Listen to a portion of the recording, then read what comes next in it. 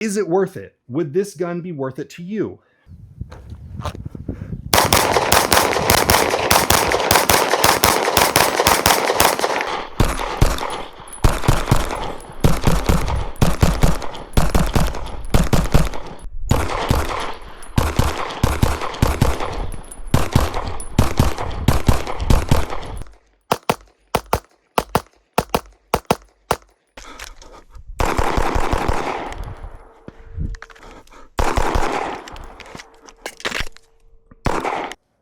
Staccato HD, California compliant model. This gun recently got added to the handgun roster. I have had a lot of time with it. I've put about 4,590, give or take a few rounds here and there through this gun. I'm going to tell you my experience with accuracy, reliability, how it shoots, the shooting feel, whether I like it or not, and my plans for this gun going forward. You're going to learn a lot, hopefully, throughout this video, especially if you're in the state of California. You might want to pay attention to a few things that I'm going to talk about. All in all, I'm going to give you my opinion of this gun. So by the time you see this video, I will be over 5,000 rounds through this gun. I got a lot to talk about today. You're going to want to buckle in. If you've been interested in the Staccato HD and you live in the state of California or anywhere, you might want to watch this video because I will give you my longer term impressions of this gun than basically most of the videos that you've seen on the internet. A sponsored segment, because making this video and doing this review has cost an obscene amount of money. Have you ever thought to yourself, man, I wish I had a pair of pants or other clothing? Well, Barbell Apparel has you covered. In all seriousness, no, I live in their jeans. I live in their clothing at this point. This is probably the first time in 3 days that I've put on a shirt that they did not make. Barbell Apparel makes great stuff. They have a great warranty and size exchange system for their clothing. So if you grow out of it from getting too fucking jacked, or you grow out of it because you lost too much weight, hopefully as a good thing, they have a process to get you exchanged. They have a great warranty, great clothing. All of my USPSA footage that you've probably seen, if you watch that, which you guys, let's be real, none of you are watching those videos. I know you're not. I've been wearing Barbell Apparel shorts. They work great with the Hunter Constantine belt. They got some shorts with belt loops, some without. They got stuff for the gym. They also have slightly more classy clothing that you could wear anywhere. I'm not wearing it right now because it is so hot in my garage, but this is their new sweatshirt. They're very nice. This is a very comfy sweatshirt. I wear it in the morning when I go to the gym sometimes at like 4 a.m. I probably should have taken some photos, but I'm a bad person to sponsor. I don't know why they keep paying me. Anyways, if you use the link in the description, it'll save you some money on your first order. Anyways, Barbell is super cool. All the people that run the company are gun nerds, which is why they sponsor me and a variety of other people, which is very cool. So unironically, thank you a lot to Barbell. They keep me from being naked in videos, which I did that once for you guys, and you did not like that whatsoever. So if you appreciate that I've been wearing shirts and pants in my videos, say thank you to Barbell. Let's talk briefly about some features of the gun. So this is a 4-inch barrel, bull barrel, reverse crowned, flush fit, 2011 style pistol. You can call it a 2011 because Staccato owns that trademark and they call it a 2011. So it's a 2011. It takes Glock pattern magazines. It works with the P mags. It works with factory Glock mags, and it works with Metgar mags. I have not tried it with MBX magazines. I have not tried it with KCI magazines. The Metgar mags that I have, they're only the 10-round California legal version. I have not tested out the 18-rounders, which seem very neat. I've used a variety of magazine extensions on this gun. Anytime I come across someone with a magazine extension that I have not tried, I ask them if I could put it in my gun and see if it works, and it's worked. It has a magazine release that in the state of California, if you want it to be reversible, you have to buy the other one because of the magazine disconnect system. But you might notice here there is no magazine in the magwell, and the gun fired. Why is that? Well, that's because the magazine release is what is the magazine disconnect. If you take the magazine release out, file a little part away, congratulations. Now the gun will fire without a magazine in it. If you're in the state of California and you don't do that, and you want to be able to drop the hammer without putting a magazine in, if you press the magazine release and then pull the trigger, it will fire because that's how the magazine disconnect system works. California version has a loaded chamber indicator on the external extractor. External extractors are cool. I've not had an issue with my very expensive internal extractor pistols so far, but I understand the allure to them and I'm all on board. External extractors, they don't look the best. I think internal extractors look better. And this writing on here that says loaded chamber indicator, obviously very ugly, but external extractors I think are just a better design. It has fully ambi slide stop and slide release functionality, which is very nice. It has very aggressive serrations over the front and the rear. The optic system, the mounting system is really, really cool. It basically just uses this plate that acts as a spacer, and the screws of the optic just pass straight through it into the slide, which I really like. I've had some bad luck here and there with some optic plates. I really like this system. Unfortunately, Staccato does not send an optic plate and does not provide one for free when you register the warranty or anything like that. So you're paying more money for that. The rear iron sight is forward of the optic, which I prefer because this gun is clearly meant to be a red dot gun first. The backup sights, there's something about this that if I really needed to use irons, the irons feel very usable. The ambi safety. Now that's something that gets people hot and bothered. Some people really have a problem with this. I haven't. I got skinny hands, but I got long fingers. The magazine really, or the safety does not give me any sort of hot spot. I know that was a much bigger issue on the first go around with these guns, but in my experience, I've not had that problem. I'm sorry, I keep looking at the monitor, not the camera. I'll try to be better. I've not had any issues with hot spots shooting this, but by the time I was shooting this, I had been shooting my Atlas 2011 for so long that my hands had built up calluses from safeties on this style of pistol. So maybe my hands just toughened up in a specific way. I work a computer job from home, so I don't exactly have the toughest hands naturally, but as I've been shooting significantly more in the last 8 months, my hands have toughened up to where maybe other people would experience this issue with the safeties, but I have not. I know that the newer models that are coming out supposedly have better blending here. I picked up a very low serial number model in a store recently, and I noticed that when I picked it up, I was like, yeah, I could see what people would talk about. I could see how that could dig in, but on mine, I don't have that same problem, so it's not an issue for me. The grip is polymer, the frame, the subframe is steel, slide and barrel are DLC coated. The coating on it is very nice. This guide rod is kind of funky. So it's a flat wire spring, and mine, in order to take it out of the reverse plug, I really have to pull it. But otherwise it works. And there is, if I go like this, you could hear that the sliding buffer, yeah, you might not be able to hear that, but if I shake the gun around violently, I can hear the sliding plastic buffer on the guide rod move around. However, when I'm shooting, I don't hear it. When I've got it holstered and I'm walking around, I don't hear it. When I'm manipulating the gun, I don't hear it. It's a non-issue for me. The slide to frame fit for a production 2011 is really good. I would say it's as good or better. It's probably a little bit better than my Fusion XP Pro, but the barrel lockup is better on this. The gun's accurate. I'll show you some accuracy testing. I kept everything in a USPSA head box, not the little strip here, just the head box by just, very lazily punching groups. And that's good for me.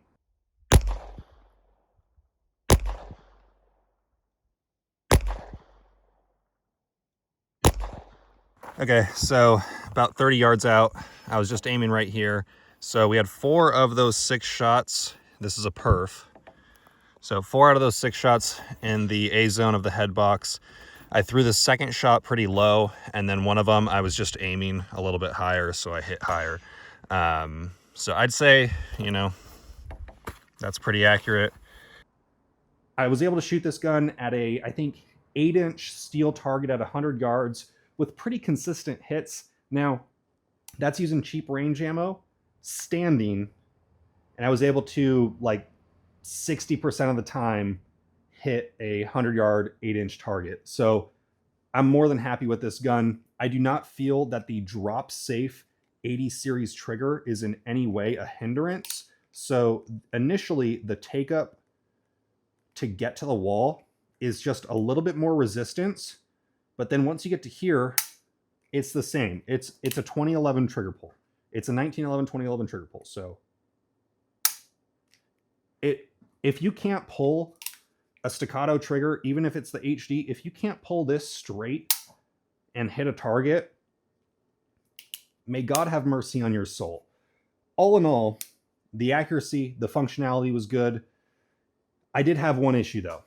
With certain magazines, just like one of my Glock mags and two of my P mags, if I used 115 grain ammo, sometimes I would have this issue where the gun wouldn't go all the way into battery. I would eject a round, start to cycle the next one, and get hung up right about here. And now this was only with certain shaped 115 loads. It happened a lot with this Aguila stuff that I shot about 2,000 rounds of, and this was probably the worst 9mm ammo I've ever come across, and I used to shoot a lot of steel 9mm. This stuff was dirty as hell. It had really like short overall lengths compared to everything else that I had, and it happened a lot with this. That ammo also gummed up my Atlas at least once, and it also gummed up my Glock at least 3 times. So I found with certain 115 loads, if they were, for whatever reason, in certain magazines, they weren't wanting to feed sometimes. Typically off the first round of the mag, it just wouldn't go in all the way if I used the slide release, the slide stop as a slide release. But if I slingshot it, usually it would be 100% reliable for the most part. But that wasn't really a huge problem because 99% of what I shoot is 124 grain. However, I reached out to Staccato's warranty as a normal person. I did not try to contact the person that I haven't been able to get a hold of at Staccato in a while. I just reached out to their customer service, said, hey, here's the issue. Here's how many rounds I've fired. Here's the schedule of fire. I sent them a screenshot of my Excel spreadsheet and said, hey, can you guys take a look at this? They said, yeah. They sent me a shipping label. I mailed it out 2 days later. And then the literal next day, I got an email from them saying, hey, we've received your gun. So they paid for free to have it overnighted.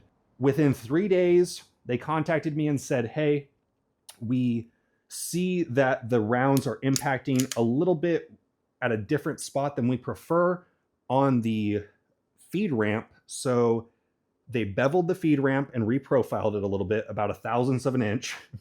And then they noticed that the chamber, while it was in spec, was on the shorter edge of their tolerance of being in spec. So they opened that up a little bit and reprofiled the feed ramp by about 1/1000th. Sent it back to me. Basically, I had my gun back within, I think, 7 days. I think 7 full days. I was out on the range shooting the gun again, which is kind of pretty cool. They told me that they were going to send me out some more Mekgar mags, which means nothing to me personally. I appreciate the kind thought, but I'm not going to shoot 10-round mags other than for testing purposes. Since then, I have shot about 1,000 rounds through the gun, and I've not had a single issue. And when I mean that I've not had a single issue, I need you to understand my cadence of fire and how fast I shoot in a range session. I will load up every single Glock mag that I own, and I will shoot them all basically as fast as possible when I'm doing testing. So I shot about, this wasn't all my mags, but as many as I could fit in my bag. I shot about 400 rounds in about 35 minutes. I get the gun smoking hot to the point that I literally can't actually touch it and shoot it without being way down low on the grip. And even the trigger is getting hot. Didn't have a single issue. I did that again, didn't have another issue. So 1,000 rounds since, no issues. Really, I just had a weird problem with one specific load or one specific type of ammo. If it was 115 grain in certain magazines, it wasn't wanting to go all the way into battery. Not a big deal for me. It cycled all of the defensive ammo that I've shot through it, which I think is about 300-400 rounds of 2 different types of defensive ammo, maybe like a few rounds here and there, some other stuff. Didn't have any issue with defensive ammo. Didn't have any issue since getting it back from warranty with cheap ammo. So for me, I'm good to go on that. Warranty was very, very fast. They treated me with just excellent customer service, probably best in the industry. And now I'm comfortable putting this gun on my concealed carry permit. I'm going to be carrying this gun when I'm wearing clothing that is conducive to carrying a full-size gun. I like it. I like the way that this gun shoots a lot.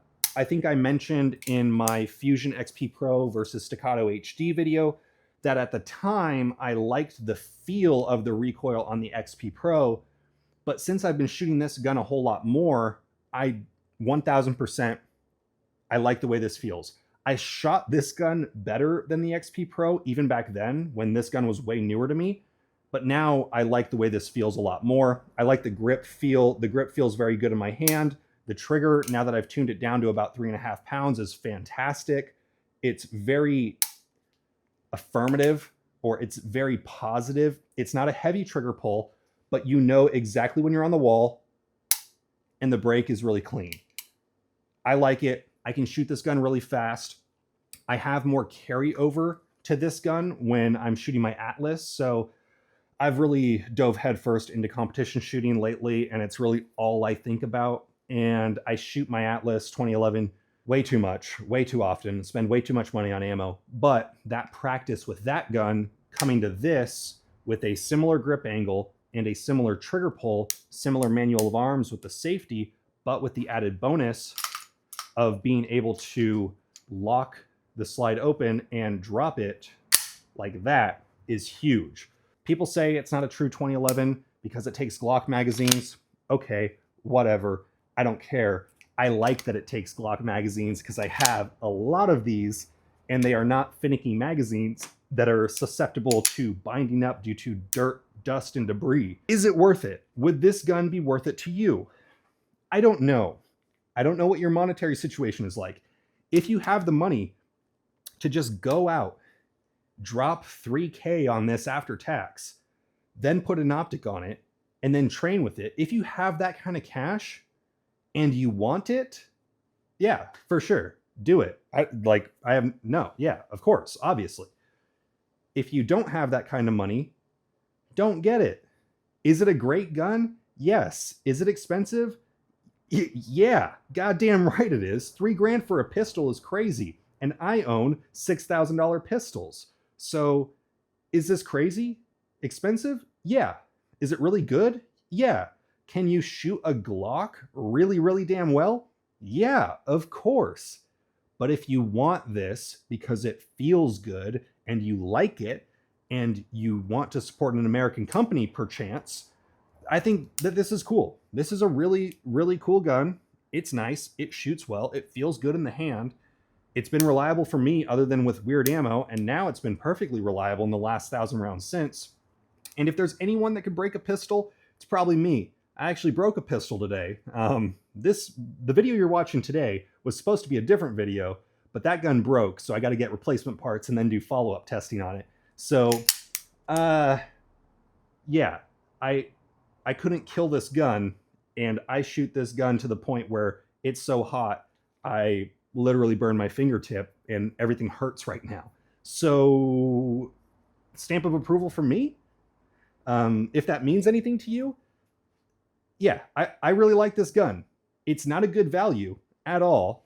No optic plate included. If you're in Cali and you want the left-handed mag release, congratulations, you're spending more money on that. But the value of taking Glock magazines is something that you can't put a price on, because if you have your Freedom Week 17 round, 20 round, 30 round, 1 billion round magazines, you could use it in this gun, which is very cool, very neat. Thank you, Staccato. Very cool. I understand that not everybody wants a drop-safe Series 80 trigger. I understand that not everybody wants Glock mags. Well, congratulations. You could just buy a different gun. You could buy the Staccato P. You could buy the Staccato XC. Go do it. You could buy the Staccato C or C2, whatever it is that they're even selling nowadays. You could buy other guns. But if a drop-safe, fully ambi, Glock mag compatible 2011 sounds appealing to you like it does to me, maybe think about picking one up. You guys know the drill. Have fun, be safe, stay dangerous. Peace.